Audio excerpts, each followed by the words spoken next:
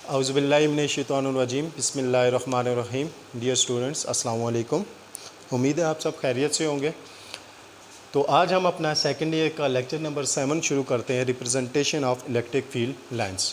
कल हमने electric field and intensity के बारे में पढ़ा था कि एक चार्ज के इर्द गिर्द जो इलेक्ट्रिक फील्ड पाई जाती है वो किस तरह हम चेक करते हैं। ठीक है, वो आपके पास इलेक्ट्रिक फील्ड कब ज़्यादा होती है, कब कम होती है। ठीक है, तो उसके बारे में हमने पढ़ा था। आज हम पढ़ेंगे कि वो इलेक्ट्रिक फील्ड पाई तो जा रही है लेकिन वो इलेक्ट्रिक फील्ड हमें नज़र तो नहीं आती। ठीक है, जैसे इलेक्ट्रिक फील्ड होगी, मैग्नेटिक फील्ड होगी, ये ऐसी फील्ड्स हैं जो आपके पास नज़र नहीं आती। ठीक है, अब इनको आपको देखने के लिए या इनको समझने के लिए, इनको स्टडी करने के लिए आपको इनको कुछ ना कुछ तो इनके साथ ठीक है प्रोसेस आपने करना है। तो इसलिए आप क्या करते हो, इनको इमेजिनरी लाइन से आप इनको क्या करते हो, रिप्रेजेंट करते हो। उसको हम क्या कहते हैं जी, इलेक्ट्रिक फील्ड लाइन्स। आज हम देखेंगे कि जो एक चार्ज के इर्द गिर्द इलेक्ट्रिक फील्ड पाई जाती है उसको हम कैसे रिप्रेजेंट करते हैं। तो आज हम उसको पढ़ते हैं, representation of electric field lines. अब आपके पास कहता है जी representation of electric field lines क्या है जी। लेट्स सपोज हमारे पास ये एक पॉजिटिव चार्ज है।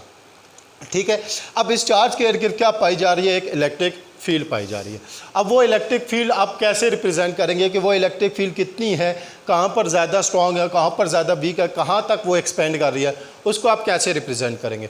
उसको जो रिप्रेजेंट किया जाता है वो आपके पास इमेजिनरी लाइन से किया जाता है। ये इलेक्ट्रिक फील्ड लाइन्स याद रखिएगा, इमेजिनरी लाइन्स होती हैं। ठीक है, इमेजिनरी लाइन्स मतलब इमेजिनरी लाइंस में ये आप खुद ड्रा करते हैं, ये रियल में नहीं पाई जाती, आप खुद इनको ड्रा करते हैं। ये इमेजिनरी लाइंस होती है जिनसे आप क्या करते हो, एक चार्ज की इलेक्ट्रिक फील्ड को क्या करते हो जी, रिप्रेजेंट करते हो।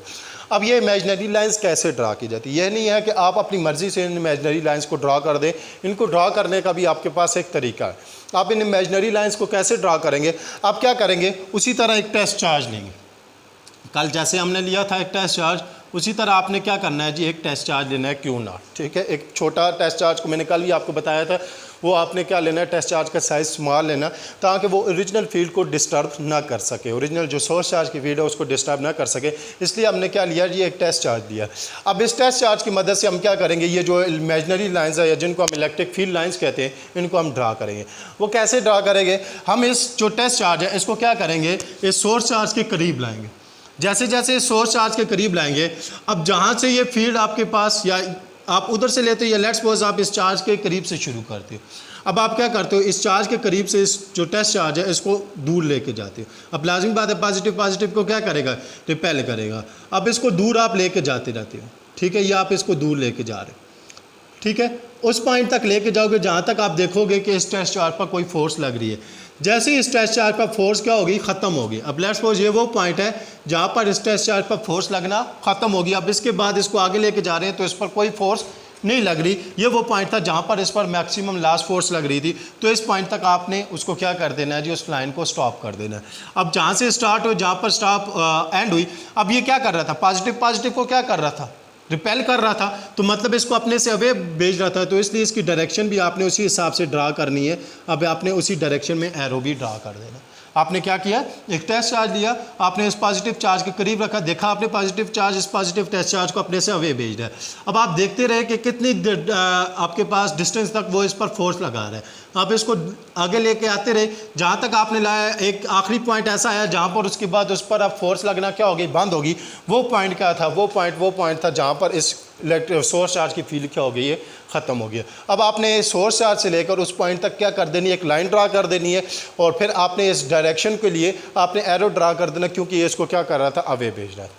ठीक है, अब ये आपने क्या कर दिया कि इमेजिनरी लाइन ड्रा कर दी जो किसको रिप्रेजेंट कर रही है, जो इलेक्ट्रिक फील्ड को रिप्रेजेंट कर रही है। वो आपने किस तरह चेक किया, पॉजिटिव टेस्ट चार्ज को प्लेस करके।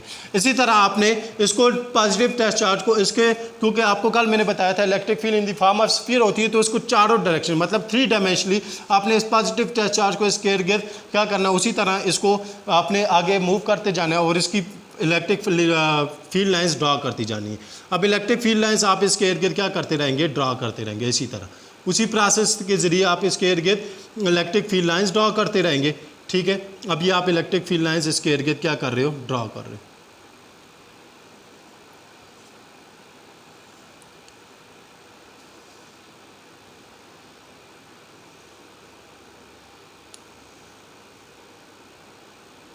अब आपने क्या कर दी, ये इलेक्ट्रिक फील्ड लाइंस इस चार्ज के इर्द गिर्द क्या कर दी, ड्रा कर दी। किसकी मदद से, इस पॉजिटिव टेस्ट चार्ज की मदद से आपने इसके इर्द गिर्द इमेजिनरी लाइंस ड्रा कर दी। ये इमेजिनरी लाइंस आपको क्या बता रही है, इमेजिनरी लाइंस आपको इस सोर्स चार्ज की इलेक्ट्रिक फील्ड के बारे में इंफॉर्मेशन दे रही है।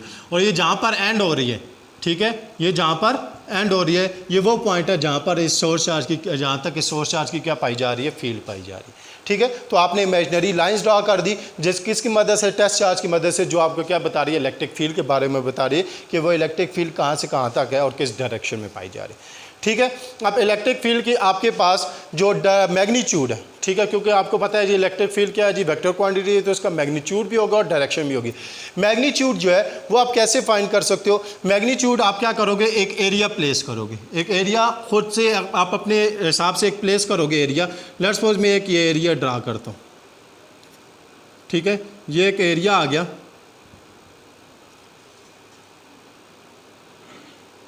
ठीक है, ये एक एरिया, ठीक है, आपने एक एरिया प्लेस करना है और आपके उसमें से देखना है उसमें से कितनी number of lines of force pass हो रही है। जितनी number of lines of force pass होंगी उतना उसका क्या होगा, मैग्नीट्यूड होगा। तो आपके पास इलेक्ट्रिक फील्ड की डायरेक्शन आप कैसे फाइंड कर मैग्नीट्यूड कैसे फाइंड करेंगे, आप देखेंगे कितनी number of electric lines of force pass हो रही हैं किसी यूनिट एरिया में से। जितनी ज़्यादा electric lines of force pass होंगी उतना उसका मैग्नीट्यूड क्या होगा, ज़्यादा होगा। जितनी कम इलेक्ट्रिक लाइंस ऑफ फोर्स पास होगी उतना उसका मैग्नीट्यूड क्या होगा, कम होगा। देखो आप जितना करीब आते जाओगे, इसके जितना करीब आगे ये एरिया प्लेस करोगे, अब ज़्यादा number of lines of force इस एरिया में से पास होंगी। क्यों? क्योंकि आपके पास चार्ज, सोर्स चार्ज के करीब उसका मैग्नीट्यूड क्या है, ज़्यादा है। मैग्नीट्यूड ज़्यादा होने का हमें कैसा पता लगेगा, हम देखेंगे उस एरिया में से ज़्यादा number of lines of force क्या हो रही है, पास हो रही है। तो इससे हमें पता लगेगा कि इसका मैग्नीट्यूड क्या है जी, यहाँ पर स्ट्रॉन्ग ज़्यादा है या स्ट्रेंथ इसकी क्या है, स्ट्रॉन्ग है। और जितना हम इस एरिया को दूर लेते जाएंगे उतनी कम number of lines of force क्या होंगी, उस यूनिट एरिया में से पास होंगी। तो वहाँ पर हमें पता लगता जाएगा इसका मैग्नीट्यूड क्या हो गया, कम हो गया। तो मैग्नीट्यूड का आपने इलेक्ट्रिक फील्ड का कैसे पता लगाना है, एक आपने यूनिट एरिया प्लेस करना है और उससे देखना है जी आपने कितनी number of lines of force pass हो रही हैं। और डायरेक्शन आपके पास आपने देखनी है जिस पाथ पर ये टेस्ट चार्ज मूव करेगा। जैसे मैंने पहली लाइन ड्रा की, इलेक्ट्रिक फील्ड लाइन ड्रा की, आपने टेस्ट चार्ज को सोर्स चार्ज के करीब लाना है और आपने देखना है किस डायरेक्शन में अब ये सोर्स चार्ज इसको क्या कर रहा है, मूव कर रहा है। अब ये पॉजिटिव पॉजिटिव था तो दोनों एक दूसरे को इसको रिपेल कर रहा था, तो ये अवे जा रहा था। ठीक है, अगर ये नेगेटिव, ये आपके पास सोर्स चार्ज क्या होता है, नेगेटिव, क्योंकि टेस्ट चार्ज तो हमेशा पॉजिटिव हम लेते हैं। सोर्स चार्ज अगर नेगेटिव होता तो इसको करीब लाते ही तो ये इसको क्या करता, अपनी तरफ अट्रैक्ट करता, तो डायरेक्शन क्या होती, इनवर्ड होती। ठीक है, तो आपके पास आपने देखना है डायरेक्शन, आपने इलेक्ट्रिक फील्ड की कहाँ से फाइंड करनी है, आपने देखना है जिस डायरेक्शन में ये पॉजिटिव टेस्ट चार्ज मूव करेगा, जो पाथ ये फॉलो करेगा वही क्या होगी, इलेक्ट्रिक फील्ड की डायरेक्शन हो। ठीक है, अब आपके पास दूसरी चीज़ आपने याद रखनी, पॉजिटिव चार्ज के लिए, ठीक है, या आपके पास फॉर पॉजिटिव चार्ज, ठीक है, पॉजिटिव चार्ज के लिए जो इलेक्ट्रिक फील्ड लाइंस होती हैं, electric lines are radially outward. ठीक है, जो पॉजिटिव चार्ज होता है उसके लिए जो इलेक्ट्रिक फील्ड लाइंस होती है वो आउटवर्ड होती है, उनकी डायरेक्शन क्या होती है, आउटवर्ड होती है। जबकि नेगेटिव चार्ज के लिए, फॉर नेगेटिव चार्ज, ठीक है, नेगेटिव चार्ज के लिए आपके पास जो इलेक्ट्रिक फील्ड लाइंस है, electric lines are radially inward. ठीक है, पॉजिटिव चार्ज के लिए जो इलेक्ट्रिक फील्ड लाइंस होगी वो रेडिली आउटवर्ड होगी और नेगेटिव चार्ज के लिए आपके पास रेडिली इनवर्ड होगी। मतलब उसकी जो डायरेक्शन होगी नेगेटिव चार्ज के लिए जो इलेक्ट्रिक फील्ड लाइंस की, वो आपके पास इनवर्ड होगी। ठीक है, वो हम क्या लेंगे, इनवर्ड लेंगे। मतलब उसमें आपने जो एरोस डालने हैं वो टूवर्ड्स द चार्ज डालने हैं। ठीक है, इनवर्ड। और पॉजिटिव चार्ज के लिए आउटवर्ड होगी। ठीक है, अब आपके पास इससे अब फिर हमें यह पता लगता है कि जब आपके पास दो चार्जेस आ जाएंगे, ठीक है, पॉजिटिव और नेगेटिव दोनों चार्ज का केस आप लेंगे, तो पॉजिटिव चार्ज से वो लाइंस क्या होंगी, इमर्ज होंगी, और नेगेटिव चार्ज पर आपके पास क्या होंगी, वो लाइंस क्या होंगी, टर्मिनेट होंगी। पॉजिटिव चार्ज से निकलेंगी और नेगेटिव चार्ज पर टर्मिनेट होगी। वो अभी मैं आगे एग्जांपल लेता हूँ। ठीक है, एक और चीज़ आपके पास, अगर आप इलेक्ट्रिक फील्ड लाइंस को देखें तो जैसे जैसे हम चार्ज के करीब आते जाते हैं, इलेक्ट्रिक फील्ड लाइंस क्या होती जाती है, एक दूसरे की क्लोज होती जा रही। देखें, एक दूसरे की क्लोज होती जा रही है। और जैसे जैसे चार्ज से दूर जाते जा रहे हैं, इलेक्ट्रिक फील्ड लाइंस एक दूसरे से अवे होती जा रही है, दूर होती जा रही है। ठीक है, ये हमें क्या बताती है, ये हमें ये बताती है कि जितना चार्ज के हम करीब आएंगे उतनी इलेक्ट्रिक फील्ड क्या होगी, स्ट्रांग होगी। ठीक है। इलेक्ट्रिक फील्ड स्ट्रांग होने का हमें कहाँ से पता लग रहा है, क्योंकि इलेक्ट्रिक लाइंस ऑफ फोर्स एक दूसरे के करीब करीब होती जा रही है, और जितना हम चार्ज से दूर जाएंगे उतनी इलेक्ट्रिक फील्ड क्या होती जाएगी, वीक होती जाएगी। उससे हमें कैसे पता लग रहा है कि इलेक्ट्रिक लाइंस ऑफ फोर्स एक दूसरे से क्या हो रही है, दूर दूर हो रही है। ठीक है, अब हम दोनों चार्ज का केस लेते हैं, दो तो चार्ज अगर हम ले तो आपके पास इलेक्ट्रिक लाइंस ऑफ फोर्स किस तरह होंगी, तो वो हम लेते हैं।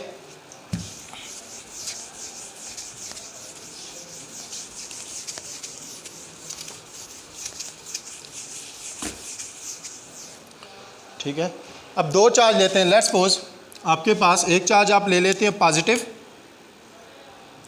एक चार्ज आप ले लेते हो नेगेटिव। ठीक है, अब पॉजिटिव और नेगेटिव चार्ज, दोनों चार्ज के दरमियान आपके पास इलेक्ट्रिक लाइंस ऑफ फोर्स आप कैसे ड्रा करोगे। एज हमें पता है पॉजिटिव चार्ज के लिए electric lines of force outward होती है, नेगेटिव के लिए इनवर्ड होती है। तो आपके पास इलेक्ट्रिक लाइंस ऑफ फोर्स क्या होंगी, पॉजिटिव से निकलेंगी, ठीक है, पॉजिटिव से ओरिजिनेट होंगी और नेगेटिव पे टर्मिनेट होंगी। पॉजिटिव से ओरिजिनेट होगी और नेगेटिव पर टर्मिनेट, मतलब पॉजिटिव से निकलेंगी और नेगेटिव पर जाएंगे, इस तरह।